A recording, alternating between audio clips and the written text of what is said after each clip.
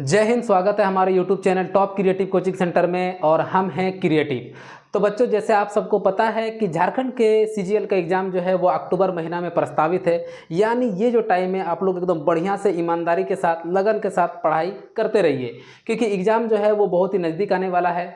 आज हम आपके लिए लेके आए हैं JSSC CGL पेपर थर्ड में जो साइंस के जो 20 एकदम कड़क सवाल आएंगे। आज 20 सवाल को एकदम हम लोग फोड़ने वाले हैं। सवाल जितने भी सवाल है ये प्रीवियस ईयर के सवाल है। तो चलिए हम लोग देखते हैं, एक एक सवाल को फोड़ते हैं और तांडव मचाते हैं। तो चलिए देखते हैं पहला सवाल। पहला जो सवाल है, मानव शरीर में सबसे बड़ी ग्रंथि का क्या नाम है। एकदम आसान और एकदम कड़क सवाल कि सबसे बड़ी ग्रंथि का क्या नाम है। ऑप्शन जो है थायराइड, आमाशय, यकृत या फिर अग्नाशय।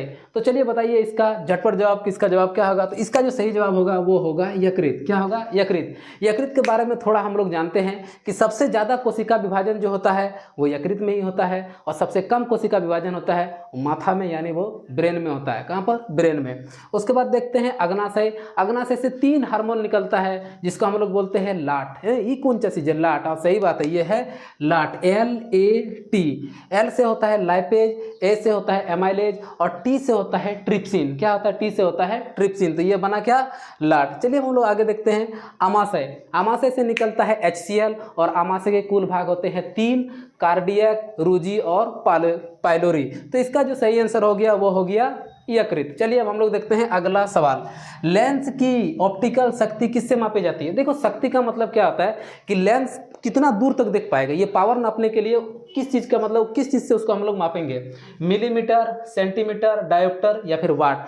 तो इसका जो सही आंसर है, इसका आंसर है डायोप्टर। क्या होता है? डायोप्टर। और आज तक के बच्चों में ये देखा गया है कि सबसे ज़्यादा ना चश्मा एकदम हुमच के एकदम बड़का बड़का चल रहा है। क्यों? क्योंकि उसका जो आँख खराब होने का सिलसिला एकदम चालू हो गया है। किसमें नापते हैं? इसमें डायोप्टर से। चलिए अब हम लोग देखते हैं अगला सवाल। अगला सवाल है कि परमाणु नाभिक का खोज किसने किया था। बहुत एकदम आसान सवाल कि ये मान लो ये परमाणु है, इसके नाभिक में प्रोटॉन रहता है और न्यूट्रॉन रहता है। क्या रहता है? इसको हम लोग एकदम बढ़िया से दिखाते हैं। PN मतलब प्रोटॉन और न्यूट्रॉन। प्रोटॉन का जो चार्ज रहता है वो प्लस यानी पॉजिटिव। क्या रहता है? पॉजिटिव। और न्यूट्रॉन का चार्ज नेगेटिव। नहीं, न्यूट्रॉन का चार्ज कुछ नहीं होता है। इसके जो ऊपर जो घूमता है इलेक्ट्रॉन, इसका चार्ज होता है नेगेटिव। तो बहुत बार ये सवाल आया है कि इलेक्ट्रॉन का चार्ज क्या है, तो आपको एकदम घुमच के बता देना वो क्या है? नेगेटिव। प्रोटॉन का क्या है? पॉजिटिव। तो इसका आंसर देखते हैं कि किसने परमाणु नाभिक की खोज की। रदरफोर्ड, रॉबर्ट हुक, थियोडोर सवान और अल्टमैन। बहुत ही आसान सवाल। इसका जो सही आंसर होगा वो होगा रदरफोर्ड। कौन होगा? रदरफोर्ड। रॉबर्ट हुक ने भी कुछ किया था, कुछ याद करो कि क्या किया था। इसने किया था कोशिका की खोज। किसने किया था? रॉबर्ट हुक ने किया था कोशिका की खोज। आगे देखिए थियोडोर सवान, कोशिका का सिद्धांत किसने दिया था?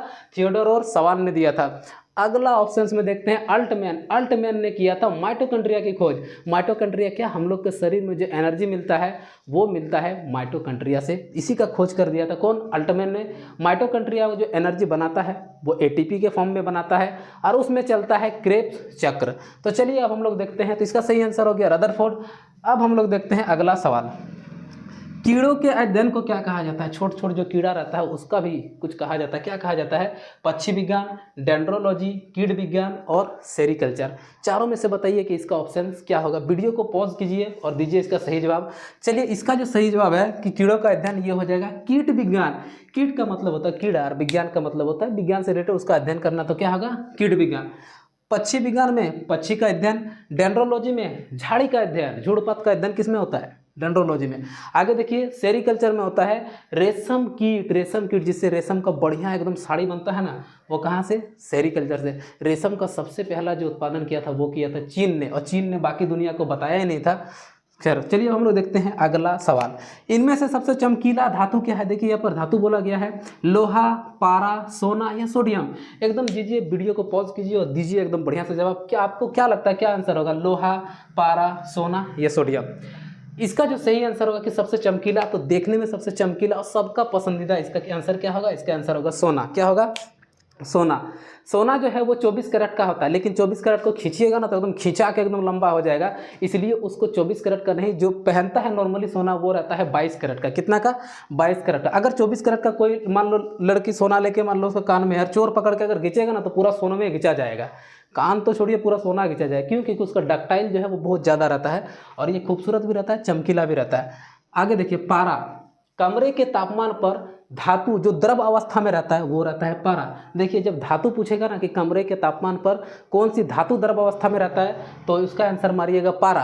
और अगर अधातु पूछे तो ब्रोमीन, क्या मारिएगा? ब्रोमीन। आगे देखिए सोडियम, मिट्टी के तेल के अंदर इसको जो है ना हम लोग गांव में भाषा में बोलते हैं जगा के रखा जाता है, मतलब अंदर में रखा जाता है। किसको? सोडियम। तो चलिए आगे हम लोग देखते हैं अगला सवाल। अगला सवाल जो है, चेचक के वैक्सीन का अग्रणी कौन था? अग्रणी से आप कंफ्यूज मत होइए, आप ये बताइए कि इसका आविष्कार किसने किया था? Edward Jenner, Fleming, Louis Pasteur या फिर डार्विन?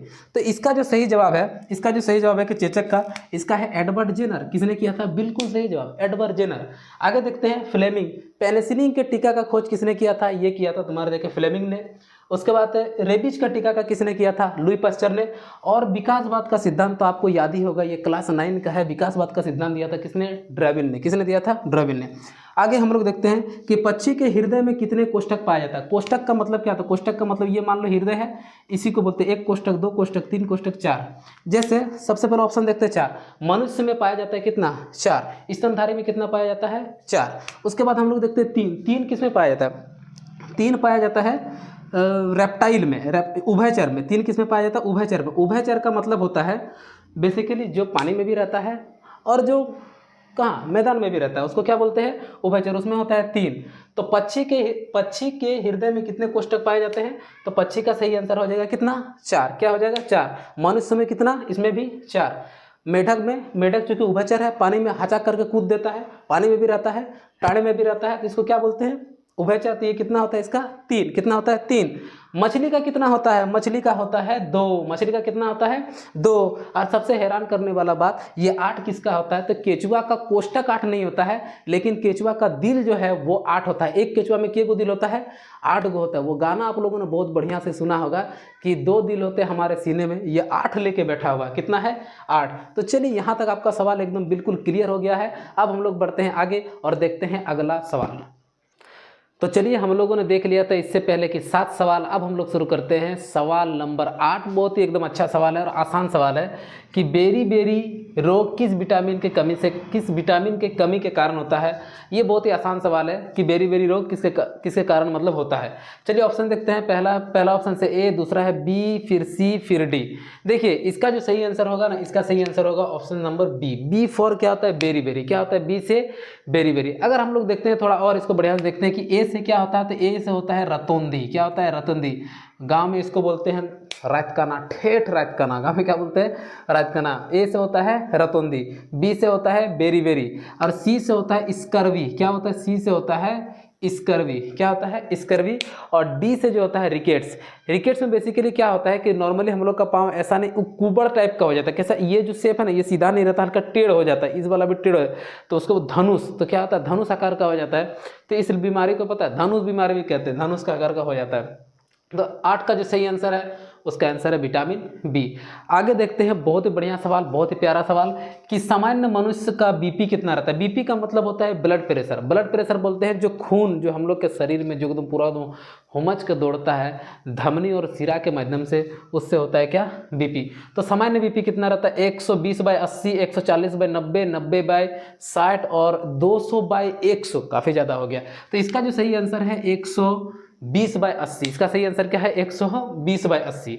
आगे देखिए 140/90, ये पता है इसको बोलते हैं कि बीपी का बढ़ जाना, इतना हो जाएगा तो बीपी का बढ़ जाना। इसको बोलते हैं हाइपरटेंशन। क्या बोलते हैं? हाइपरटेंशन। मतलब इसको बोलते हैं कि जिसका बीपी होता है ना बढ़ जाता है, वो उसका होता है 140 से 90 अगर हो गया तो उसका मतलब बीपी उसका बढ़ गया। लो वाला बोलते हैं हाइपोटेंशन, 90/20। इसमें पता है आदमी एकदम लोरवा आ जाता है। लोरवा आने का मतलब होता है कि हाथ पैर उसका उठबे नहीं करेगा। और इसमें हाई बीपी में तो एकदम अजीबे टाइप का रिएक्ट करने लगेगा। तो लो बीपी कितना होता है?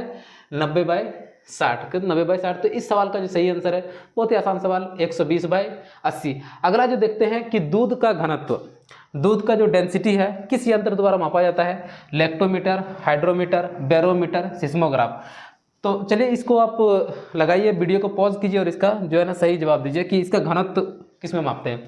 तो इसका जो सही आंसर होगा इसका होगा लैक्टोमीटर। क्या होता है? लैक्टोमीटर। क्या होता है, लेक्टोमीटर।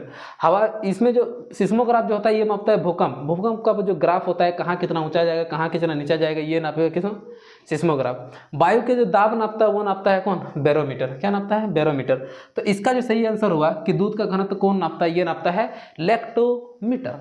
चलिए अब हम लोग देखते हैं आगे की कहानी कि सबसे बड़ी महाधमनी क्या है। वो बढ़िया सवाल, सबसे बड़ी महाधमनी क्या है। तो इस सवाल का जो सही आंसर है, इसका आंसर ही है क्या, महाधमनी। क्या है, महाधमनी। सबसे बड़ी महाधमनी क्या है, महाधमनी है सबसे बड़ी महाधमनी। आगे देखो पल्मोनरी ध्वनि। देखो जो धमनियाँ जो होता है ना, ये लेके जाता है शुद्ध रक्त। क्या होता है, जो हम लोग का हृदय होता है यहाँ से एकदम ही शुद्ध रक्त लेके धम धम धम धम करके चल जाता है। लेकिन एक वो ऐसा भी ध्वनि है जो अशुद्ध रक्त लेके जाता है, और वही वाला प्रश्न बार बार एग्जाम में पूछत, कौन वाला। तो इसका जो अशुद्ध जो रक्त लेके जाता है वो है पल्मोनरी ध्वनि। कौन सा है, पल्मोनरी ध्वनि। लेकिन नॉर्मल जो ध्वनि है वो लेके जाता है शुद्ध रक्त। कौन सा, शुद्ध रक्त। तो ये वाला पूछेगा तो बता दीजिएगा क्या है, पल्मोनरी ध्वनि, अशुद्ध रक्त। फिर देखते हैं सीरा। क्या करता है, सीरा पूरा खींच के एकदम ले आता है ब्लड में। क्या होता है, पूरा खींच के ले आता है दिल के पास। इसके नाम का सीरा। क्या है, सीरा। सीरा जो है ये अशुद्ध रक्त लेके आता है, लेकिन एक सीरा ऐसा है जो शुद्ध रक्त लेके आता है, वो है पल्मोनरी सीरा। क्या है, पल्मोनरी सीरा। तो दोनों उल्टा ही है, ठीक है, पल्मोनरी ध्वनि और पल्मोनरी सीरा। आगे देखते हैं, दूध के खट्टा हो जाने पर पीएच मान में क्या बदलाव होता है। एकदम बढ़िया सवाल कि दूध जब खट्टा हो जाता है तो इसका पीएच मान में क्या बदलाव होता है। पीएच मान का मतलब होता है बेसिकली कि अगर ये 7 है तब तो ना खट्टा है, ना ही मतलब अम्ल है, ना ही क्षार है। अगर 7 से ज़्यादा हो गया तो हो गया क्षार, और 7 से अगर कम हो गया तो हो गया क्या, अम्ल।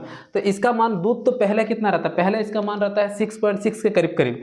क्या होता है, 6.6 के करीब करीब। लेकिन ये जब खट्टा हो जाता है तो इसका मान हो जाता है 6। कितना मान होता है, 6।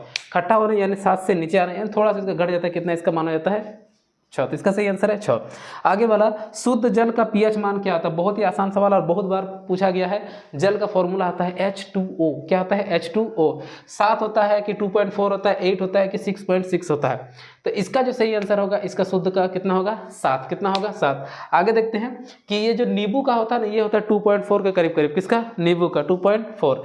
और दूध का होता है 6.6। कितना होता है, 6.6। तो नींबू वाला अगर बोलेगा तो ये टिक कर दीजिएगा, दूध वाला बोलेगा तो ये। चलिए अब हम लोग देखते हैं आगे, पित्ताशय किसमें पाया जाता है। बढ़िया सवाल है कि पित्ताशय किसमें पाया जाता है। चलिए आप लोग एकदम झटपट से जवाब दीजिए। आमाशय, अग्नाशय, यकृत या छोटी आंत। आमाशय, अग्नाशय, यकृत या छोटी आंत। इसका जो सही जवाब है कि पीत रहता है पित्ताशय। पित्ताशय जो पाया जाता है ये पाया जाता है आपका यकृत में। कहाँ पाया जाता है, यकृत। सबसे बड़ी ग्रंथि कौन है, यकृत। कौन सा है, यकृत। यकृत में रहता है पित्ताशय, और पित्ताशय का अंदर रहता है पीत। जो हम लोग का जो भोजन जो हम लोग करते हैं वो अम्ल को क्षार में बदलने के लिए काम आता है कौन, पीत। क्या आता है, पीत। अग्नाशय से आपको बता दिया लाट। लाट मतलब इससे 3 गो हार्मोन निकलता है, एंजाइम निकलता है। एल से हो गया लाइपेज, ए से एमाइलेज और टी से ट्रिप्सिन। क्या है, ट्रिप्सिन। आमाशय का 3 गो भाग होता है, कार्डियक, रूजी और पाइलोरी। आगे देखते हैं, ये छोटी आंत भोजन का सबसे ज्यादा जो पाचन होता है ना वहीं पर होता है। किसका, छोटी आंत। और छोटी आंत का क्या भाग होता है, 3 भाग। तो यहाँ तक अब हम लोग देख लिए हैं 14 सवाल। अब हम लोग बढ़ते हैं झटपट आगे और चलिए और हम लोग देखेंगे अगला सवाल। चलिए अब हम लोग बढ़ते हैं अगले सवाल के ऊपर। अगला जो सवाल है वो है 15 नंबर का सवाल। चलिए इसको पढ़ते हैं और निपटाते हैं कि इसका सही आंसर क्या होगा। लिटमस पेपर किस रंग का होता है। लिटमस पेपर जो है वो किस रंग का होता है, बैंगनी, लाल, गुलाबी या नीला। तो इसका जो सही आंसर होगा, जो निकाला जाता है लिटमस पेपर वो रहता है बैंगनी कलर का। किसका रहता है, बैंगनी कलर का। तो इसका सवाल का जो सही आंसर होगा वो होगा बैंगनी कलर। आप कमेंट करके ये बात बताइए कि आसमान का जो कलर होता है ये होता है नीला, ऐसा क्यों होता है। इसका जवाब कमेंट बॉक्स में दीजिए। तो इसका सही आंसर हो गया बैंगनी। क्या हो गया, बैंगनी। अगला सवाल, लार में कौन सा एंजाइम पाया जाता है। लार जो एकदम उमज के थूक देता है कि लार में कौन सा एंजाइम पाया जाता है, टाइलिन, ट्रिप्सिन, HCl या फिर एमाइलेज। वीडियो को पॉज कीजिए और इसका सही आंसर देने का जो प्रयास कीजिए कि इसका सही आंसर क्या होगा, टाइलिन, ट्रिप्सिन, HCl या एमाइलेज। देखिए लार जो है ना बेसिकली इसीलिए बोलता है कि खाना खाने से पहले खाना को देखना बहुत जरूरी होता है। टीवी भी देख के खाना बिल्कुल नहीं खाना चाहिए। खाना को आप बढ़िया से देखिए और देखने के बाद साइड में बाल्टी रखिए, उसमें लार एकदम टिपटिपा जाएगा, तो क्या बोलते हैं, लार। तो खाना देख के खाना चाहिए ताकि उसमें क्या बने, लार। तो इसका जो सही आंसर है, इसका आंसर है टाइलिन। क्या होता है, टाइलिन। बेसिकली 4 प्रकार का एंजाइम जो है वो हमारे मुंह में पाया जाता है, उसमें से एक है क्या है, टैलिन। आगे देखते हैं ट्रिप्सिन। प्रोटीन का जो पाचन करता है वो होता है ट्रिप्सिन, और ट्रिप्सिन निकलता है अग्नाशय से। कहाँ से निकलता है? अग्नाशय से। अगला देखिए HCl, आमाशय में पाया जाता है HCl। जब कोई एकदम हुमच के उल्टी करता है ना तो यही आ जाता है, कौन आता है? HCl। तब बोलते हैं कि तीता, कैसा लगता है? तीता लगता है। और अगला देखिए एमाइलेज, क्या होगा? एमाइलेज। चलिए हम लोग बढ़ते हैं आगे अगले सवाल की ओर। गेहूं के खेत के लिए कौन सा उर्वरक का उपयोग करते हैं? मतलब गेहूं में कौन सा उर्वरक हम लोग यूज करेंगे? नाइट्रोजन, पोटेशियम, तांबा या फिर Fe का मतलब होता है लोहा। क्या होता है? लोहा। तो चलिए इसका जवाब दीजिए। इसका जो सही आंसर होगा, वो होगा नाइट्रोजन। किसके लिए हम लोग इस्तेमाल करते हैं? नाइट्रोजन। गेहूं के खेत में नाइट्रोजन। चलिए बढ़ते हैं हम लोग झटपट अगले सवाल की ओर। किसान का मित्र किस जीव या जंतु को कहा जाता है? बहुत ही आसान सवाल। ये सवाल जो है वो बार बार एग्जाम में पूछा गया और बच्चा कंफ्यूज होता है कि कुत्ता होगा कि जौक वाला, तो कोई नहीं सोचता कुत्ता होगा कि तोता, क्योंकि तोता को भी बहुत बढ़िया से पाला जाता है, कुत्ता को भी पाला जाता है। तो चलिए इसका सही आंसर, इसका जो सही आंसर होगा वो होगा केचुआ। क्या होता है? केचुआ। 8 गो दिल होता है केचुआ के पास। देखिए इसको मित्र क्यों बोला गया है? क्योंकि जब खेत में हल चलाने के बाद ये लोग क्या करता है, केचुआ जमीन के अंदर ये लोग घुस जाता है। घुसने के बाद वहाँ से ये नाइट्रोजन रिलीज कर देता है और ऊपर में थोड़ा छल्लीदार टाइप का बन जाता है, जो धान उनके लिए, खेत के लिए इतना बढ़िया होता है कि ये बेसिकली कहा जाए तो ये एक प्रकार का किसान का क्या करता है? हेल्प करता है। हेल्प करने की वजह से इसको बोला जाता है किसका? किसान का मित्र। इसका सही आंसर क्या होगा? केचुआ। केचुआ का एक भी आंख नहीं होता है। क्या नहीं होता है? एक भी आंख नहीं होता है। चलिए हम लोग बढ़ते हैं अगला सवाल। घेंघा रोग किसके कमी के कारण होता है? एकदम आसान सवाल है। विटामिन ए, आयोडीन, विटामिन के और भी विटामिन के होगा, इसको चेंज कर लेते हैं, ये होगा विटामिन ई। क्या होता है? Vitamin E. तो विटामिन ए, आयोडीन, विटामिन के या फिर विटामिन ई। चलिए हम लोग देखते हैं इसका सही आंसर। घेंघा जो होता है वो बेसिकली हो जाता है आयोडीन की कमी से। क्या होता है? आयोडीन की कमी से फूल जाता है। ये वाला चीज़ है ना, ये घेंघा में क्या होता है? एकदम बड़का जैसा फूल जाता है। ठीक है, आगे देखिए रतुंधी जो होता है वो विटामिन ए की कमी के कारण होता है। घेंघा होता है आयोडीन की कमी के कारण। और मान लो किसी का, मान लो जैसे कट गया, कोई नस काट देता है ना, तो हुमच के नस काट देगा, तो कटने के बाद जब इसका ब्लड पूरा स्पीड से बहने लगता है तो जो नॉर्मल जो होता है ना, वो तो 3-4 मिनट के बाद उसका थक्का बन जाता है। थक्का का मतलब होता है कि वो वाला मोटा हो जाना। ब्लड क्या हो जाता है? जैसे काटे तो ब्लड क्या होगा? मोटा हो गया। लेकिन जिसमें विटामिन के का कमी रहता है वो एकदम हुमच के बहता है, उसमें ब्लड रुकता ही नहीं है, तो उसका किसका कम? Vitamin E. और विटामिन के और विटामिन ई जो रहता है वो होता है नपुंसकता के लिए। क्या होता है? नपुंसकता के लिए विटामिन ई। चलिए हम लोग आगे देखते हैं अगला सवाल और आज का एकदम लास्ट सवाल कि रानीखेत रोग किसमें होता है? देखिए यहाँ पर एक बहुत ही इंपॉर्टेंट सवाल है, बहुत सारे एग्जाम में पूछा गया कि रानीखेत, बच्चा देख के ही भभक जाता है कि ये कौन सवाल है। रानीखेत इसका किस में होता है? गाय में, बकरी में, मुर्गी में या फिर भैंस में? इसका जो सही आंसर है, इसका आंसर है मुर्गी। क्या है? मुर्गी। इसका सिग्नल क्या होता है कि इसका जो ऊपर वाला होता है ना वो क्या होता है? काला जैसा होता है और मुर्गी झुकने लगता है, तो गांव में बोलता है कि झुपो हो जल्दी। क्या होता है? झुकने लगता है। ठीक है, तो इसका जो सही आंसर है रानीखेत किस में होता है? तो ये होता है सही आंसर मुर्गी। तो यहाँ तक हम लोगों ने देख लिया एकदम 20 सवाल। अगर 20 सवाल आपको पसंद आया है तो हम लोग का जो चैनल है इसको लाइक कीजिए और सब्सक्राइब कीजिए और अपने दोस्तों तक जो है ना शेयर कर दीजिए। और एक बात देखिए, अगर बढ़िया से तैयारी कीजिएगा ना तो आपको भी पता है कि CGL का जो एग्ज़ाम है वो अब महज 40 दिन या फिर 39 दिन ऐसा ही दिन बच गया है। तो यही वो समय है जिसमें आप जो है ना हुमच की एकदम बढ़िया से तैयारी कीजिए और एक जॉब अपने नाम कर लीजिए। चलिए, जय हिंद।